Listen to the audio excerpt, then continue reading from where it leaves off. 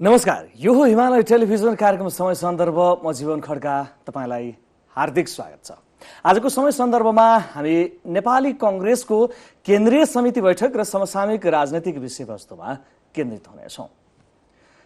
एक वर्षपछि नेपाली कांग्रेसको केन्द्रीय समितिको बैठक बसिरहेको छ र यो बैठकमा आफ्नो बचाउ गर्नको लागि सभापति शेरबहादुर देउवाले प्रत्यक्ष प्रसारण गरे भन्ने पनि आकलन गरिएको छ र सम्भवतः त्यही पनि देखिन्छ।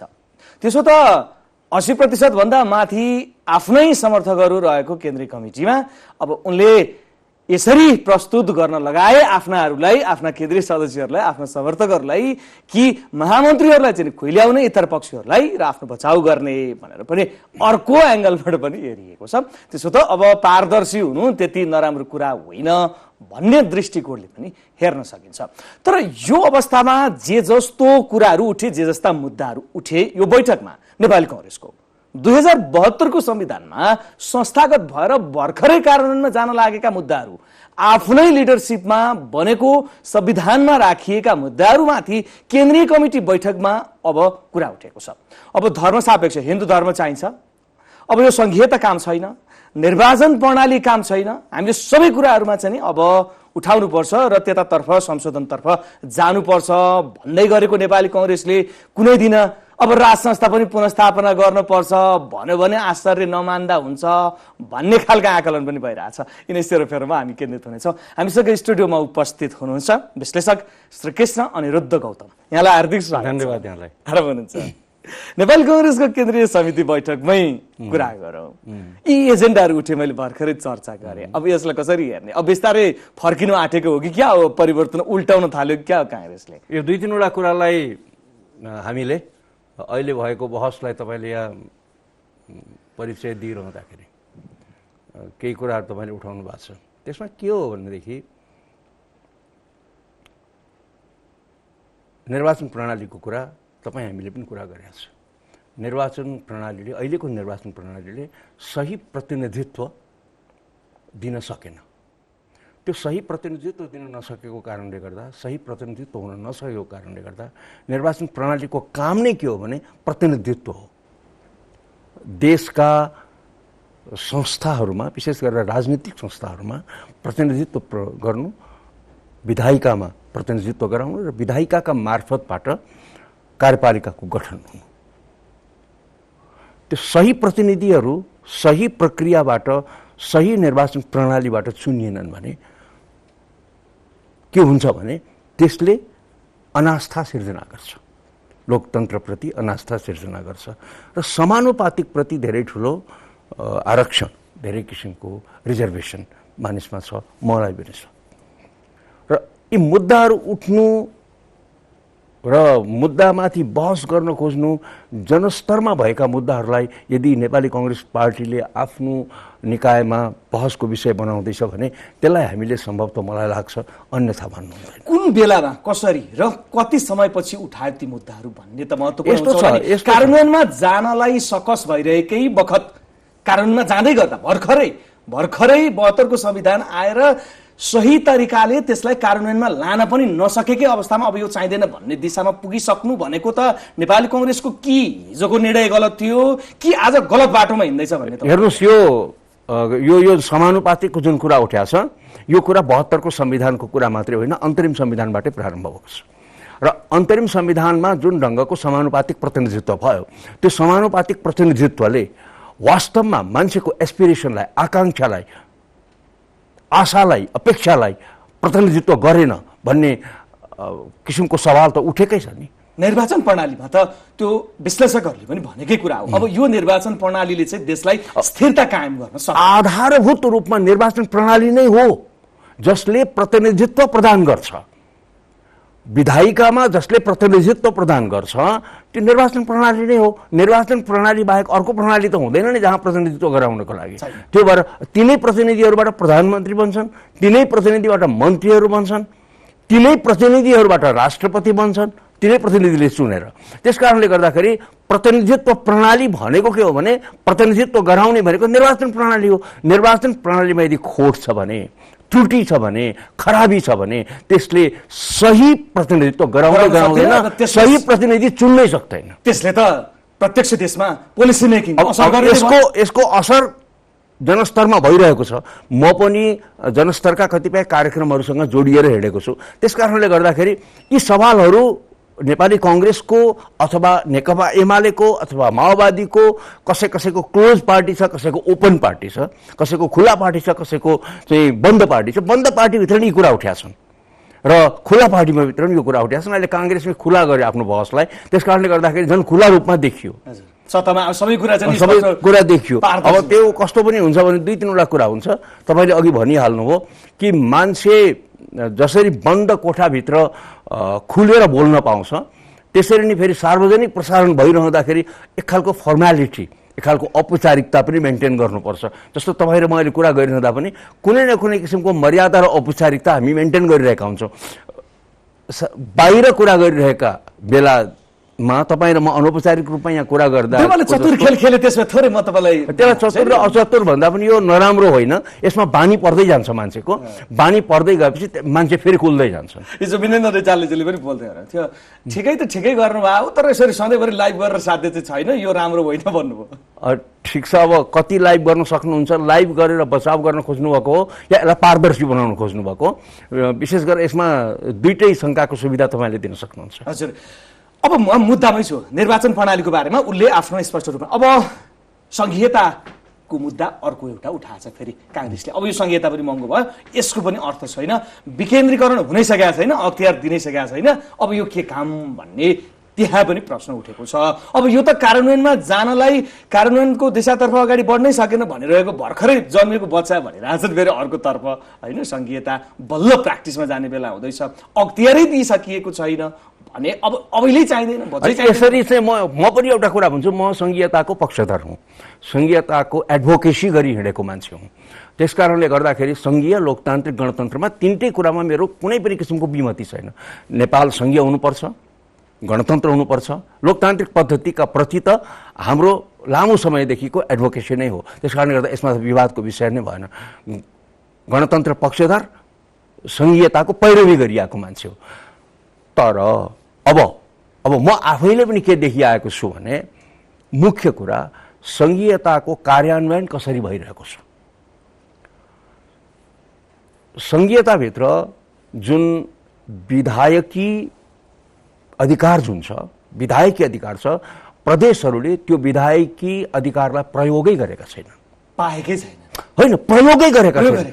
विधायक हेर्नुहोस्, म दुई तीनवटा कुरा भन्छु तपाईँलाई, पाएको छैन कहाँ भन्न पाउनुहुन्छ?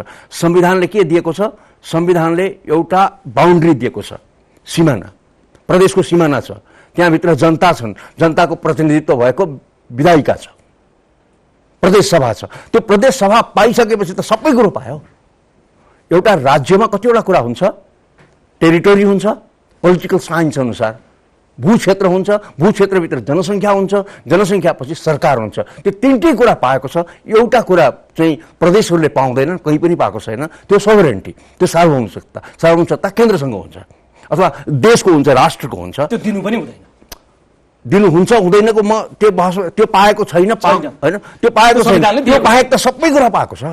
प्रदेशहरूले नपाएको कुरा हेर्नुहोस्, विधायिका पाइसकेपछि, विधान बनाउने अथवा विधायिका पाइसकेपछि, नियम कानुन बनाउने अधिकार पाइसकेपछि मैले पाइनँ भन्नु मिल्छ? तर दलहरूले आफ्ना जुन वस्तुस्थिति देखाइरहेछन् त्यसले त एउटा सामान्य सरकार हेरफेर हुन त केन्द्रको मुख ताकेर र यहीँ फर्केर आउँछन् ती विधायकहरू। अब त्यसलाई कसरी त्यो भनेको अर्को बहसको विषय हो कि राजनीतिक दलहरूले लडेर लिनु पर्थ्यो ती विधायक। राजनीतिक दलहरूले, अब तपाईँले सही कुरा भन्दै हुनुहुन्छ, म यहाँ कुरा चाहिँ जोड्दैछु।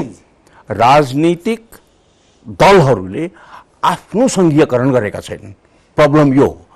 आफ्नो प्रादेशिकरण गरेका छैनन्, राज्य संरचनासँग मिल्दोजुल्दो उनीहरूको साङ्गठनिक संरचना बन्नुपर्छ र प्रदेशबाट चुनिँदै आएर केन्द्रको नेतृत्व खडा हुनुपर्छ। त्यसो भयो भने प्रदेशप्रति उनीहरूको दायित्व हुन्छ। अहिले के भयो भने सबै हुकुम प्रणालीबाट चाहिँ राजनीतिक दलहरू चलेका छन्। केन्द्रीय नेतृत्वको तजविजमा सबै चलेको छ र ग्रासरुटबाट माथि उठेको, तृणमूलबाट माथि उठेको चाहिँ नेतृत्व छैन। त्यो कारणले गर्दा यो चाहिँ संगठनात्मक चाहिँ अप्ठ्यारो सँगसँगै संघीयतामा पनि अप्ठ्यारो आएको, राजनीतिक दलहरूमा जुन प्रादेशिक अनुरूप नहुँदा राज्यको यो संघीयता कार्यान्वयनमा समस्या भएको हो। तपाईको निष्कर्ष त्यही हो? निष्कर्षमा त कुनै पनि कुरामा पुग्नै हुँदैन, कहिले पनि पुग्नु हुँदैन, किनभने यो एउटा समस्याको रूपमा देखिएको छ। यसलाई अब के भयो भने प्रदेशहरूका जुन विधायिकाहरू छन्, विधायकहरू छन्, प्रदेशका विधायकहरू पनि के छ भने केन्द्रमुखी छन्, सबै केन्द्रलाई हेरेर बसेका छन्। कतिपय यस्ता कुराहरू छन् जो नमिलेका कुराहरू छन् यो संविधानभित्र पनि, संघीय संरचनाभित्र पनि, तर त्यसको लागि सच्याउने ठाउँ वास्तवमा मलाई लाग्छ प्रदेश सभासँगै पनि धेरै छ। प्रदेश सभाले पनि एसर्ट गर्दा तपाईले भन्नुभयो नि दाबी गर्नुपर्छ, दाबी गर्नुपर्छ, एसर्ट गर्नुपर्छ, संविधानमा दिएको अधिकार हो। संविधानमा जे दिएको छ त्यो र त्यसका अतिरिक्त पनि नयाँ प्रावधानहरू थप्दै जान सकिन्छ यदि एसर्टिभ प्रदेशहरू भयो भने। तपाईलाई चाहिँ नि पुरै एक प्रकारले इन्डियाको कन्स्टिट्युसनमा पहिला चाहिँ धारा मलाई लाग्छ धारा 256 भारतको संविधानको धारा 256 जस्तो लाग्छ मलाई, त्यो अन्तर्गत त केन्द्रको प्रेरोगेटिभ जुन छ एकदमै बलियो थियो। तर बिस्तारै बिस्तारै के हुँदै गयो भन्दाखेरि त्यो केन्द्रको अधिकार प्रदेशले लिँदै गए, एसर्ट गर्दै गए, कमिसनहरू बने। प्रदेश यसरी आफू खुसी सरकार बदल्ने कुरा केन्द्रले गर्नु हुँदैन, सरकार भङ्ग गर्ने कुरा, राज्यको विधानसभा भङ्ग गर्ने कुरा केन्द्रले गर्नु हुँदैन भनेर कमिसनहरू बने, सरकारीय कमिसन बन्यो। त्यो सरकारीय कमिसनको चाहिँ म्यान्डेट अनुसार फेरि सरकारहरूले अचानक प्रेसिडेन्स रुल, राष्ट्रपति शासन लगाउने परम्परा हटेको छ भारतमा, एक प्रकारले हटेको छ। त्यो के छ भन्दाखेरि अभ्यासबाट हुन्छ र प्रदेशहरूले दाबी गर्नु। हाम्रा विधायकहरू त के भने यता गठबन्धन जो बन्यो त्यही अनुसारको तल गठबन्धन बन्छ हैन। अब माथिको आदेश अनुसार मन्त्रीहरूको नि म चाहिँ मेरो एउटा एकदम प्रष्ट कुरा छ, थुप्रै कमी कमजोरी संरचनात्मक ढङ्गले संविधानमा छ त्यो, तर संविधान भनेको सच्याउँदै जाने दस्तावेज हो, सच्याउँदै जान सकिने दस्तावेज हो। र सच्याउनका लागि चाहिँ के हुन्छ भने सबैभन्दा शक्तिशाली बडी भनेको संसद हो, सबैभन्दा शक्तिशाली बडी भनेको प्रदेश सभाहरू हुन्, प्रदेशको लागि प्रदेश सभा हो। र त्यो प्रदेश सभा यदि निष्क्रिय भएर बस्छ, त्यसले यदि डिमान्ड गर्दैन, त्यसले यदि कार्यक्षेत्र आफ्नो कार्यक्षेत्र थाहा पाउँदैन र केन्द्रले दिएन भनेर बाजा बजाएर बस्छ भने के छ भने यो आरोप लाग्नु स्वाभाविक हो, प्रदेशहरूले काम गरेनन् भन्ने आरोप लाग्नु स्वाभाविक। कांग्रेसको केन्द्रीय कमिटी बैठकमा सुधारका लागि र प्रादेशिक रूपमा कसरी जाने भन्ने एजेन्डा आउनु पर्थ्यो कि यो काम छैन? हो त्यसरी हो, एजेन्डा हो, एजेन्डा आउनु पर्थ्यो, तर एजेन्डा आयो कि अब यसको अर्थ त्यो चाहिँ के भयो भने सडकमा भइरहेको बहस जस्तो बहस केन्द्र समिति सदस्यहरूले गरेका छन् हैन। सडकमा जुन बहस हुनुपर्छ, सडकमा यो संघीयता काम लाग्दैन, यसले खत्तम गर्यो भन्न सडकमा मान्छेले पाउँछ, तर जिम्मेवार मान्छेहरूले, पदाधिकारीहरूले जसले चाहिँ संविधानलाई मानेर झन् संसदमा प्रतिनिधित्व गरेका छन्, शपथ लिएका छन् संविधानको, सबै नागरिकहरूको यो संविधान हो हुनलाई, तर के छ भने उनीहरूले संविधानको शपथ लिएर प्रतिनिधित्व गरेका छन् र प्रतिनिधित्व गर्नेहरू पात्रहरूले पनि कतिपय पात्रहरूले जो केन्द्रीय समितिमा छैनन्, केन्द्रीय समितिमा भएकाहरू सबै चाहिँ प्रतिनिधित्व प्राप्त गरेका छैनन् होला, तर अधिकांशले त गरेका छन्, जो बोलिरहेका छन्, जसले चाहिँ संघीयताको विरोध गरिरहेका छन्, उनीहरूले त संविधानको शपथ लिएका छन्। संविधानको शपथ लिएको मान्छेले संविधानको बर्खिलाफमा गएर बोल्नु हुँदैन हो। संविधानको यो प्रावधान छ, संशोधन गर्नुपर्छ। संविधानको आधारभूत संरचना हो संघीय लोकतान्त्रिक गणतन्त्र भनेको। संघीयता तपाईँले फाल्दा साथ संविधान फालेको हो। संविधान फाल्न तयार हुनुहुन्छ? उहाँहरू के संविधान फाल्न तयार हुनुहुन्छ? संघीयता फाल्नु भनेको संविधान फाल्नु।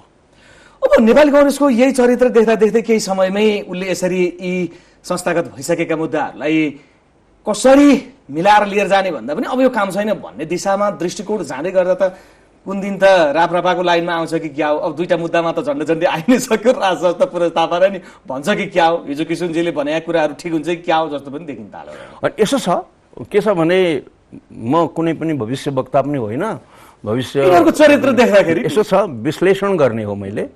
तर रिभर्स कोर्समा जानको लागि जहिले पनि इतिहास चाहिँ नै कस्तो हुन्छ भन्दाखेरि अग्रगामी नै हुन्छ, इतिहास कहिले पनि पश्चगामी हुँदैन। ठिक छ, तपाईँ के छ भने म्यानमारमा के भयो, फलान ठाउँमा के भयो, फलान ठाउँ, तर समाजको चेतनाको तपाईँले हिसाबले हेर्नुभयो भने चाहिँ म्यानमारमा पनि बडो जबरजस्ती मात्रै त्यहाँको सैन्य शासन कायम छ, बडो जबरजस्ती हो, जनताले चाहेको होइन। त्यो जनताले चाहेको कुरा गर्नुहुन्छ भनेदेखि जनता जहिले पनि अग्रगामी हुन्छ। यो केही मान्छेहरूले उठाएका कुराहरू, यिनीहरू केही असन्तुष्ट मान्छेहरूले उठाएका कुरा हुन्। धेरैजसो आम मान्छेहरू, धेरैजसो मान्छेहरू चाहिँ अग्रगमनकै पक्षमा हुन्छन्। अग्रगमन भनेको के हो? त्यो सम्भावना छैन, यहाँको निष्कर्ष त्यस्तो हुन्छ भन्ने चाहिँ लाग्दैन तपाईँलाई? मैले एक दुईवटा कुरा यो अलिकति भन्न अप्ठ्यारो हुन्छ कि यस्तो कुराहरू के छ भन्दाखेरि के संस्थाको पुनर्स्थापना रे? राज संस्था। त्यो तपाईँलाई बोल्न पनि अप्ठ्यारो। मलाई त त्यो संस्था, मतलब त्यो संस्था भन्दाखेरि मलाई के संस्थाको पुनर्स्थापना भन्दाखेरि के भने त्यो जेठ 19, 2058 दरबार हत्याकाण्ड भयो नि जुन, त्यो दरबार हत्याकाण्डमा नेपाली जनताको कुनै पनि भूमिका थिएन। जुन दरबार हत्याकाण्ड भयो उनीहरूले आफै आफ्नो राज संस्था समाप्त गरेका हुन्, आफ्नो त्यहाँ कसैको पनि भूमिका छैन। त्यो समाप्त भएको कारणले गर्दा, वीरेन्द्रको सवंश विनाश भएको कारणले गर्दा नेपालमा गणतन्त्रको मार्ग सहज भएको हो।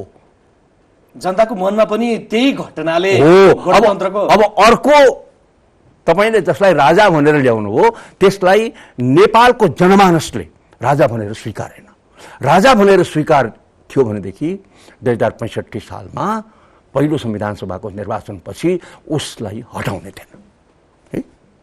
हटाउने जुन मनोबल प्राप्त हो उसलाई, त्यो मान्छेलाई दरबार हत्याकाण्डपछि राजाको रूपमा स्थापित गरिएको मान्छेलाई नेपाली जनमानसले राजाका रूपमा स्वीकारेन, हटाइयो। त्यो गइसक्यो।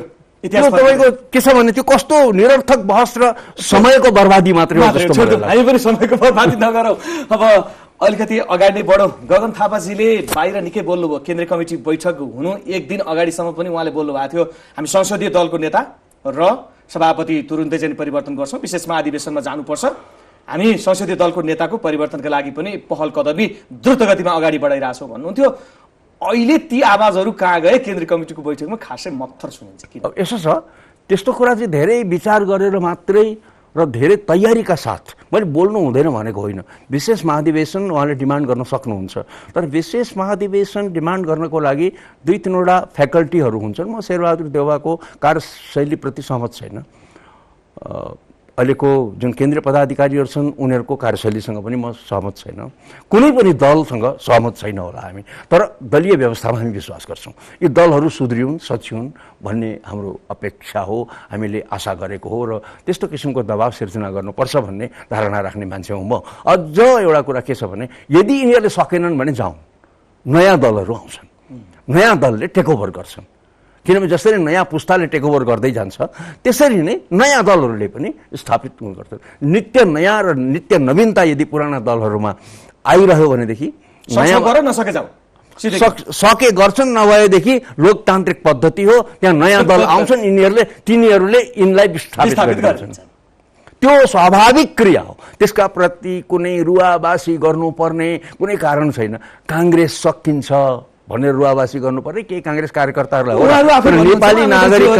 नेपाली नागरिकहरूलाई यसको कुनै पनि दुखेसो छैन, दुखेसो हुनु हुँदैन भन्ने मलाई लाग्छ। काङ्ग्रेस सकिन्छ तपाईँले छिटो छोड्नुहोस् भन्नुहुन्थ्यो कि बाहिर बोलेको बोले गर्नुहुन्थ्यो गगन थापाजी? अनि काङ्ग्रेस सकियो भनेदेखि उहाँहरूका कारणले गर्दा सकिन्छ, अरूका कारणले त सकिँदैन। एमाले सकियो भने उहाँहरूका कारणले गर्दा, देउवा कारणले सक्यो भन्नुहुन्छ, त्यो कुरालाई देउवा एकजनाको कारणले सकिँदैन। देउवा एकजनाको कारण तपाईँले हाँक्ने हो भने त्यो त धेरै, त्यो त बिपी कोइरालाका कारणले गर्दा काङ्ग्रेस सकिन्छ भन्ने पनि थिए कुनै बेलामा। अहिले त सबै बिपी कोइरालालाई जय जयकार गर्छन् होला, तर कुनै बेलामा त्यस्ता मान्छे पनि थिए र के भने गणेशमान, कृष्णप्रसाद, गिरिजाप्रसादका कारणले गर्दा यी बुढाहरूले कामै गरेनन्, त्यस कारणले गर्दाखेरि भएन, काङ्ग्रेस अघि बढेन, काङ्ग्रेसको औचित्य समाप्त भयो भन्ने पनि थियो। तर काङ्ग्रेस सकिएन, एकैछिन है, मैले काङ्ग्रेस सकिँदैन भनेको कारण शेरबहादुर देउवाका कारणले गर्दा होइन, यसको कलेक्टिभ रेस्पोन्सिबिलिटी हुन्छ। सबै पदाधिकारीहरू, सबै सभापतिको हुन्छ, सदस्यहरूले समेत त्यो जिम्मेवारी लिनुपर्छ। अब यसलाई तपाईँले म एउटा कुरा अलिकति जोड्छु है, योसँग जोड्नै पर्ने कुरा के हो भने शेरबहादुर देउवा भनेको 13औं महाधिवेशन र 14औं महाधिवेशनले सभापति चुनेको व्यक्ति हो। कसले चुनेको? काङ्ग्रेसले चुनेको।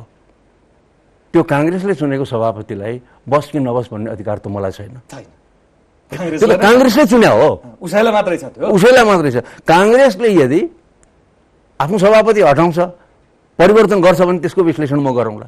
अब विशेष महाधिवेशन बोलाउने अधिकार उहाँहरूलाई छ, विशेष महाधिवेशन बोलाउने प्रक्रिया त थाल्नु पर्यो। र विशेष महाधिवेशन किन भन्दाखेरि 2-3वटा कारणले विशेष महाधिवेशनको हुन्छ कि यो नेतृत्वको जुन पर्फर्मेन्स छ, कार्यशैली जुन छ, कार्यप्रदर्शन जुन छ, अत्यन्त अगतिलो छ। यसले पार्टीलाई रसातलमा लिएर गयो भन्ने कुरा सिद्ध गर्नुपर्छ। तर यो किन प्रमाणित हुँदैन अहिलेको सन्दर्भमा भने एकैछिन छ र छैनको कुरा भएन।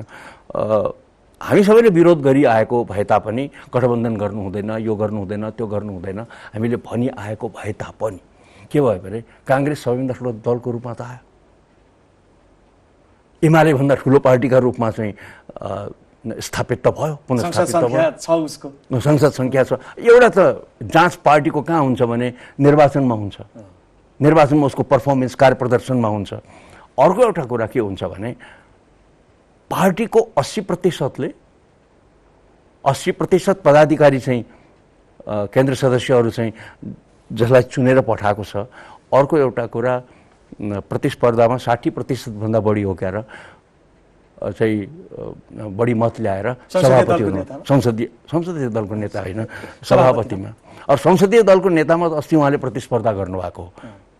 अब के परिस्थिति परिवर्तन भएर संसदीय दलको नेता परिवर्तन गर्नुपर्छ भन्ने कुरा उहाँले पार्टीको संसदीय दललाई तपाईँले राजनीतिक रूपमा विश्लेषण गर्दाखेरि गरौँ, तपाईँले जे जसरी बोलिरहनु भएको छ दुईटा मुद्दामा, विशेष गरी विशेष महाधिवेशन पार्टी सभापतिले पार्टी छोड्नुपर्छ र संसदीय दलको नेता चेन्ज गर्नुपर्छ। उहाँ आफै लड्नु भएको हो, जब 25 मत उहाँले प्राप्त गर्नुभयो, 64 मत उहाँले प्राप्त गर्नुभयो। उहाँ आफै भिडेर आफै हारेर ब्याग भइसकेपछि पनि स्वीकार्न नसकेको भनेर भन्न मिल्छ। अनि यसो छ, म चाहिँ कसरी हेर्छु भन्दाखेरि यो निरन्तर उहाँहरूले परिवर्तनको अपेक्षा गर्नु स्वाभाविक हो, गर्न पाउनुहुन्छ। तर त्यो चाहिँ हावामा गर्दाखेरि उहाँहरूलाई नोक्सान हुन्छ। उहाँहरूको व्यक्तित्वलाई उहाँहरूप्रति आशा गर्ने जो मान्छेहरू छन्, हामी जस्ता मान्छेहरू छन्, त्यो पुस्ताका मान्छेहरू जसले नेतृत्व लिँदाखेरि चाहिँ काङ्ग्रेसको अथवा यो देशको भविष्य राम्रो हुन्छ, सबै पार्टीको नेतृत्व नयाँ ऊर्जाले सम्पन्न नेतृत्व आओस् भन्ने हामी कामना गर्छौँ। र त्यसमा चाहिँ यी नेतृत्व नयाँ मान्छेहरू जुन छन् यिनीहरू असान्दर्भिक हुँदै गए भने, असान्दर्भिक जस्ता देखिँदै गयो भने हामीलाई दुःख लाग्छ, हामीलाई नराम्रो लाग्छ। त्यो भएर सम्पूर्ण तयारीका साथ मात्रै यस्ता कुरा सार्वजनिक कार्यान्वयनमा जान सक्ने अवस्था आए मात्रै कतिसम्म भने कमसे कम 40-60 त हुनु पर्यो नि त, होइन? 40 र 60 त कमसे कम हुनु पर्यो। 40-60 भयो भने दाबी बलियो रहेछ भन्नु पर्यो। अब बेमौसमका कुराहरू उठाइरहेको जस्तो देखिन्छ। अब यो कतिको प्रत्युत्पादक त आम नागरिकका मुद्दा खास उठेको जस्तो पनि देखेन। अन्तिममा छु थोरै मात्र, यो केन्द्रीय कमिटीको बैठकले काङ्ग्रेसलाई एउटा दिशा प्रदान गर्छ। यसो छ, यसले एउटा कुरा चाहिँ के देखाउँछ भने काङ्ग्रेस अब पारदर्शी हुँदै जान्छ र यही पारदर्शिताको बिचमा आत्मरक्षा पनि यसको नेतृत्वले गर्छ। किनभने त्यहाँ अलिकति मर्यादित भएर बोल्छन् र अर्को सँगसँगै एउटा कुरा के हुन्छ भने जो माइनोरिटी जुन छ त्यहाँभित्रको अल्पसङ्ख्यक जुन छ त्यो अल्पसङ्ख्यक चाहिँ बढी रक्षात्मक हुन्छ। किनभने सबै जाइ लाग्छन् नि त, जाइ लागेको देखिन्छन्, गगनलाई त फलानाले यस्तो भन्यो, गाली गर्यो भनेर भन्छन्, त्यसले गर्दाखेरि अझ रक्षात्मक भएर जान्छ भन्ने स्ट्राटेजी पनि यो हुनसक्छ।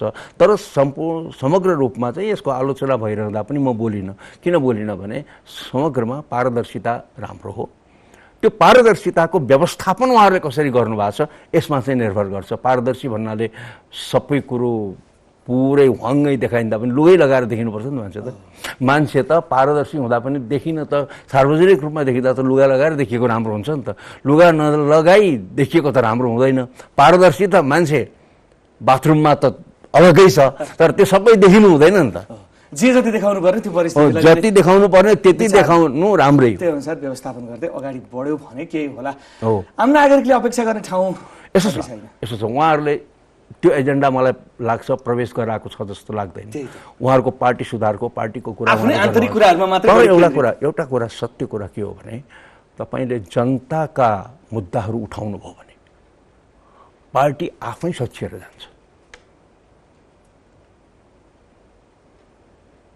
753 पालिकाहरू 7 वटा प्रदेशहरू र केन्द्र जो जनतासँग जोडिएको छ प्रदेशको उपादेयतालाई सिद्ध गर्नु पर्यो संवैधानिक रूपमा त्यसलाई अंगीकार गरिसकेपछि र प्रदेशलाई कसरी इफेक्टिभ बनाउनु पर्छ कुन ढंगले प्रभावकारी बनाउनु पर्छ भन्ने एजेन्डा अहिले आउनु पर्ने यसको उल्टो भयो है अर्को एउटा कुरा के भयो भने पालिकाहरू र प्रदेशको बीचको अन्तर्सम्बन्ध के हो अहिले प्रदेशले काम गर्न नसक्नुको एउटा कारण के हो भने पालिका र प्रदेशको बीचको जुन अन्तर्सम्बन्ध छ त्यो डिफाइन्ड छैन त्यो परिभाषित छैन र प्रदेश के छ भन्दाखेरि टुप्पोक एकातिर छ र 3टा तह छन् भनेको छ र धेरै फुर्तीफार्ती चाहिँ पालिकाहरूको छ त्यो फुर्तीफार्तीलाई हेर्ने मात्रै हो प्रदेशले कि त्यसको म्यानेजमेन्ट पनि गर्ने हो जस्तै तपाईलाई एउटा कुरा भन्छु